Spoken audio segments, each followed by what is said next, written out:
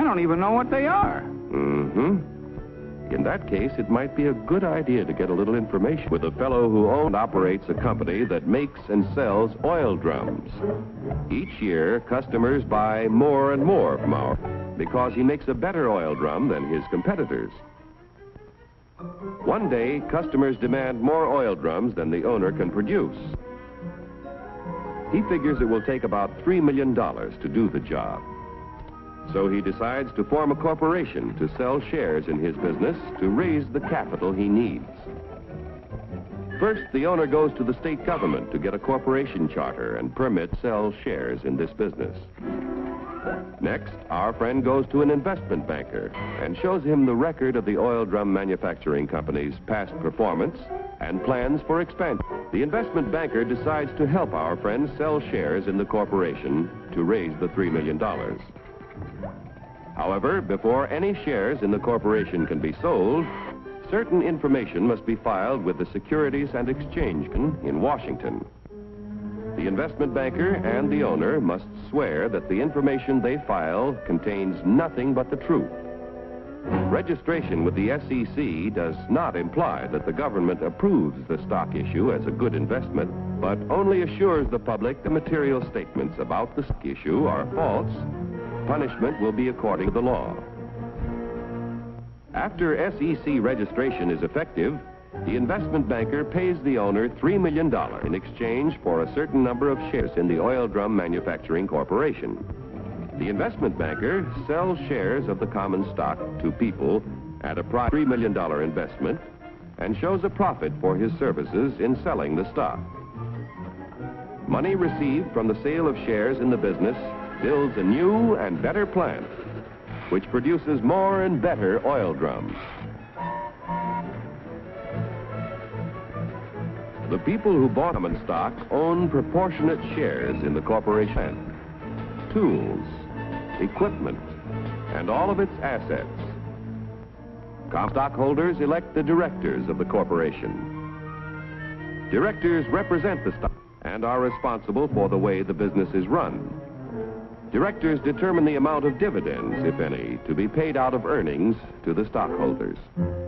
Naturally, when stockholders invest in a business, they hope to receive dividends to help pay for necessities of life.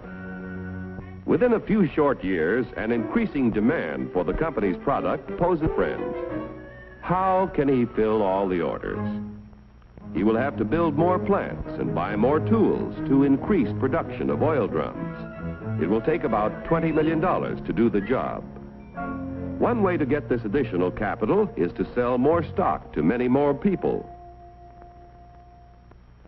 So the Oil Drum Manufacturing Corporation votes to send its president to the New York Stock Exchange to see if their common stock can qualify for listing. The corporation wants to list its securities on the exchange so that the additional stock they need to sell will be more attractive to investors all over the nation.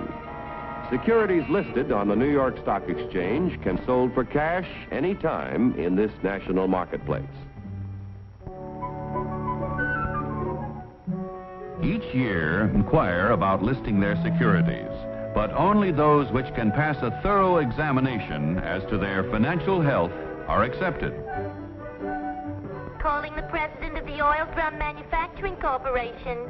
Calling the president of the Oil Drum Manufacturing Corporation. Report to Examination Room B. Attention all members of the Stock List Department. Report to Examination Room B. The Stock List Department examines the qualifications of corporations to be listed on the New York Stock Exchange. The corporation must have substantial assets in plants, tools, equipment, and cash. There must be a broad distribution of its shares among a large number of stockholders. The corporation must show successful management and sales records and annual net earnings at the time of listing of at least $1 million.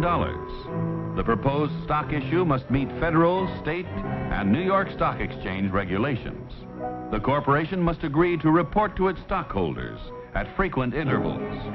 If the examination by the Stock List Department indicates the corporation meets minimum requirements of the exchange at the time of the examination, the corporation's application for listing is recommended. The Board of Governors of the New York Stock Exchange finally approves the application and sees that it is made public. Extra, extra, read all about it. Now that the Oil Drum Manufacturing Corporation stock is listed, its name is abbreviated for use on the ticker tape. Each time ODM stock or any other stock listed on the exchange is bought or sold, the ticker tape flashes all over the nation the price and number of shares traded. A buyer in Colorado wants to purchase some ODM stock. The buyer's broker in Colorado sees that the last ODM transaction was at $10 a share. The buyer could buy from 1 to 99 shares, which would be known as an odd lot. But a Colorado friend decides to invest in 100 shares, known as a round lot. The Colorado broker wires the order to his New York office. The buy order is telephoned to the floor of the New York Stock Exchange. It is given to the firm's floor partner, who becomes the representative of the buyer in Colorado. The floor partner goes to the post where ODM stock is traded. The representative of the buyer in Colorado bids $10 a share for 100 shares. But at the moment, there is no stock offered for sale at this price. In the meantime, however, in Maine, an ODM stockholder who needs cash decides to sell his 100 shares if he gets $10 a share. The Maine broker wires the sell order to his firm's representative on the floor of the New York Stock Exchange. This firm's floor partner, representing the seller in Maine, offers to sell 100 shares of ODM stock at $10 a share. The price of $10 a share is mutually acceptable, and the transaction is made. Like the cowboy in Colorado and the fisherman in Maine, investors all over the country use the facilities of brokers who are members of the New York Stock Exchange whenever they want to buy or sell stock of companies listed on this national market. Yesterday's savings financed the miraculous growth of our railroads, automobiles, airplanes, farm machinery, communications, electric light and power, textiles, and countless other industries contributing to a more enjoyable life. If a part of our savings continue to flow into industry, American labor, management, and capital can continue to build new tools and plants. Industrial expansion creates jobs for hundreds of thousands of young people who must find employment each year.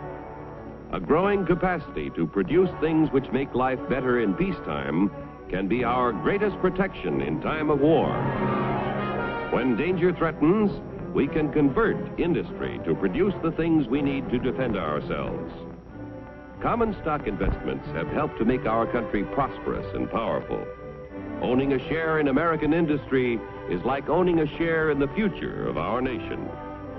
But remember, John Q, there is a risk as well as an advantage in owning any kind of property. So get the facts before you put your money to work.